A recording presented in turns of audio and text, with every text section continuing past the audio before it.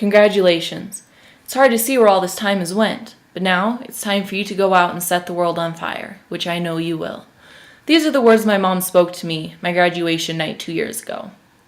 She was told that she would not be alive to say anything to me that night, that she would not be there to see me walk across that stage and receive my diploma. It was November of my junior year that we first received the phone call from her doctor that informed us that she had been diagnosed with breast cancer. At the time, they said it was only a mild form and a minor surgery would be able to take care of it.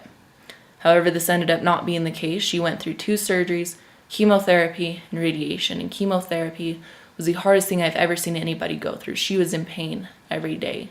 She was sick every day. And radiation, it beat her up. But at the end, the doctors pronounced the cancer had gone into remission and that she was effectively cured. That is until my senior year, is January. My mom hadn't been feeling very well, so she went back into the doctor for an appointment. She was convinced that it was food poisoning. However, we received yet another phone call from the doctor informing us that the cancer had returned. But this time, they only gave her 80 days to live. However, she did not take that laying down. She was so determined to beat this, to see my senior year end. She went directly to her specialist in Salt Lake City, and she told them, "We will do whatever it takes. I will be there. I will beat this." And it was her determination that helped her through that chemotherapy and radiation.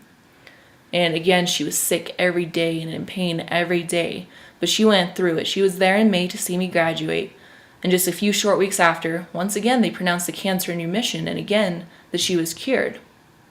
And my family was so ready to put it behind us. We were so happy with that news. And it was another few short weeks after that she wasn't feeling very well again, so she went back into the doctor's for another appointment. But this time she didn't come home. They admitted her directly to the hospital in Jackson, Wyoming, and we knew that she wasn't coming out. And I started college in less than a week. And my mom had already told me that under no circumstance was I to remain there. She was not going to stop me from starting college. And so it was Monday, my first day of classes, and I was doing homework and I was waiting by the phone because I knew that day I was going to receive that phone call. It was about 8 o'clock that night and I was sitting there, and sure enough, my phone started ringing. It was my sister, and I knew before I even picked it up what had happened. And some people say that my mom lost her battle with cancer, but I say that they are false. She did not lose. She did not lay down and just let life take over. It was her determination to win that helped her win that battle. And I learned several things from my mom, but the most important, one that I feel we all need to learn and constantly be reminded of, is that life goes on.